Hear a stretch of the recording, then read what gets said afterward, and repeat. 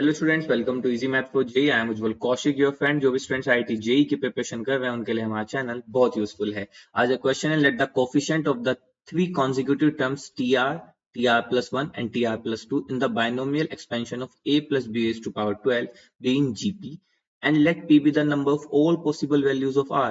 Let q be the sum of all rational terms in the binomial expansion of this. Then what is p plus q? Okay, तो चलिए step by step अपने question को solve करते हैं। जब भी ऐसे आपको बड़ा क्वेश्चन आए तो सबसे इजी टास्क है आप उसको ब्रेक करके सोल्व कीजिए। सबसे पहले हम सोल्व करते हैं, let the coefficient of three consecutive term tr plus 1 and tr plus 2 in the binomial expansion in gp। ठीक है, तो चलिए, तो देखो यहाँ पे हमें गिवन है a plus b की पावर 12। अगर मैं इस एक्सपेंशन की जनरल टर्म लिखूं तो यहां से जनरल टर्म क्या होगी, T R plus 1 this is equal to 12 C R A की power 12 minus R and B की पावर आर। ये हो गई जनरल टर्म। ठीक है, अब यहां से हमसे पूछी थी थ्री कॉन्जिक्यूटिव टर्म्स के कोफिशिएंट। तो जब टी आर टर्म कैसे निकलेगी, तो देखो टी आर टर्म का कोफिशिएंट क्या होगा, आर की जगह पे आर माइनस वन पुट कर दीजिए। At r r minus one put करिए तो यहाँ पे आ जाएगा T r this is equal to 12 C r minus one. हमें सिर्फ कोफिशिएंट का जिक्र करना है तो मैं सिर्फ इतना ही लिख के छोड़ रहा हूँ, 12 सी आर माइनस वन। इसी तरह से जब हमें टी आर प्लस वन चाहिए, तो जब हमें टी आर प्लस वन चाहिए उसका कोफिशिएंट क्या है, वो तो डायरेक्टली विजिबल है 12 सी आर। और जब हमें टी आर प्लस टू चाहिएगी तो उस कंडीशन में हम आर को रिप्लेस कर देंगे आर प्लस वन से, तो कोफिशिएंट आ जाएगा 12 सी आर प्लस वन। तो हमारे पास, मैं हाईलाइट करता हूँ, जो टी आर टर्म है उसका कोफिशिएंट आ गया 12 सी आर माइनस वन, जो टी आर प्लस वन है उसका कोफिशिएंट आ गया 12 सी आर, और जो टी आर प्लस टू है उसका कोफिशिएंट आ गया 12 सी आर प्लस वन। ए और बी मैंने इसलिए नहीं लिखा क्योंकि उसकी हमें जरूरत नहीं है, हमें सिर्फ कोफिशिएंट पे काम करना है। तो अब मैं यहाँ पे लिख लेता हूँ, तो मेरे पास कोफिशिएंट क्या क्या आ गए, 12 C r minus one, 12 C r और 12 सी आर प्लस वन। ठीक है, अब गिवन क्या था, ये जीपी में थे। हम जानते हैं जब भी कोई तीन नंबर ए बी सी ये किस में हो, आर इन जीपी। अगर ये जीपी में होते हैं तो बहुत सिंपल है, b by a is equal to c by b होता है। तो यहां से क्या आ जाएगा, 12 C r upon 12 C r minus one this is equal to 12 C r plus one upon 12 C r. अभी तक हमने कुछ नहीं किया है, सिर्फ और सिर्फ जनरल टर्म का फॉर्मूला यूज किया है यहाँ पे, और दूसरा हमने फिर यहाँ पे एबीसी जीपी में है तो उसको यूज किया है। अब देखो यहाँ पे बहुत इंपॉर्टेंट फॉर्मूला आता है, हर एक शिफ्ट में ऑलमोस्ट, या ऑल्टरनेट शिफ्ट में आईटी ने इस फॉर्मूले से पूछा। बहुत इंपॉर्टेंट फॉर्मूला है, that is n C r upon n C r minus one this is equal to n minus r plus one upon r. तो बस इसी फॉर्मूले की हेल्प हम यहाँ पे लेने वाले हैं। तो देखो जब आप कंपैरिजन करेंगे तो 12 C r upon 12 C r minus one, तो इसकी जगह पे हम क्या लिख सकते हैं, इसकी जगह लिख सकते हैं 12 minus r plus one upon r this is equal to. अब देखो, अब इस तरफ देखें 12 C r plus one upon 12 C r. देखो बेसिकली न्यूमिनेटर में जो आर होता है डिनोमिनेटर में उससे एक कम होता है, तो अगर यहाँ न्यूमिनेटर में आर प्लस वन था तो डिनोमिनेटर में यहाँ आर था। तो बस अब इसमें जब हम फॉर्मूला लगाएंगे तो क्या आ जाएगा, n माइनस आर। अब r क्या होता है, जो न्यूमिनेटर में होता है, तो यानी कि r प्लस वन, फिर प्लस वन आएगा, अपॉन में आ जाएगा r, तो यानी कि r प्लस वन। तो यहां से हमारे पास आ गया नथिंग बट n माइनस, अच्छा n की वैल्यू भी तो हमें पता है ना 12, तो 12 रख देते हैं यहाँ से।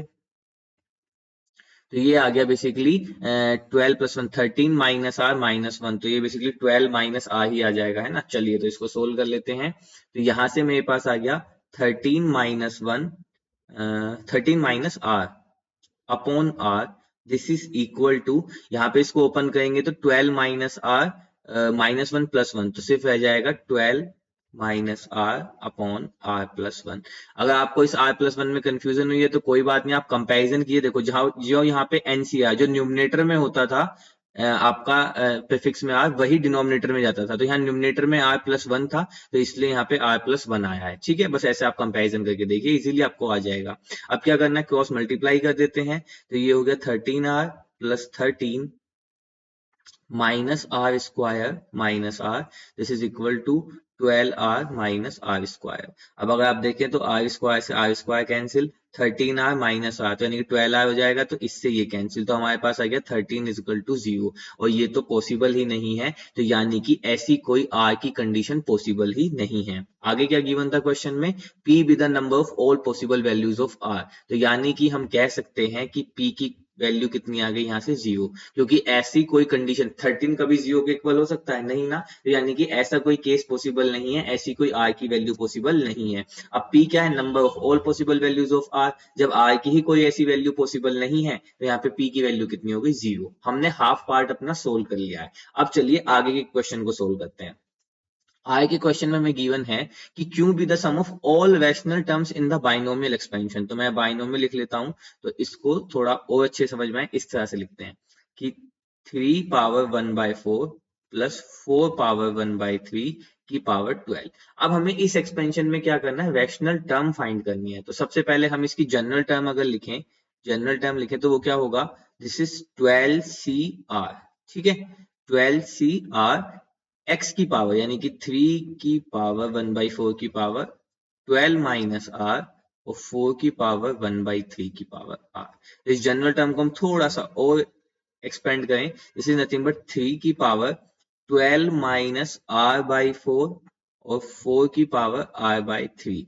ठीक है, अब इस 12 माइनस r/4 को हम क्या करते हैं, ऐसे लिख लेते हैं, चलिए एक लाइन में लिख ही देता हूं ताकि अभी कंफ्यूजन ना आए। 12CR 3 की पावर 3 माइनस r/4 इंटू 4 की पावर r/3, ये है हमारी जनरल टर्म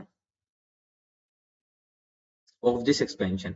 अब हमें क्या चाहिए, हमें चाहिए सिर्फ और सिर्फ सम ऑफ रैशनल टर्म। अब देखो रैशनल टर्म्स कब आएंगी, जब ये जो मेरा r/4 है और r/3 है ये मुझे इंटीजर दें। ठीक है, जब ये r/4 एक इंटीजर देगा और ये r/3 मुझे इंटीजर देगा, तब ये टर्म्स जो है वो रैशनल टर्म्स बनेंगी। अगर ये इंटीजर नहीं देगा मुझे तो ये टर्म रैशनल नहीं बनेंगी। अब देखो यहां से हम बहुत इजीली जानते हैं जो r है उसकी वैल्यू क्या होती है, वो 0 से स्टार्ट होता है और कहां तक जाता है, मैक्सिमम n तक यानी कि 12 तक।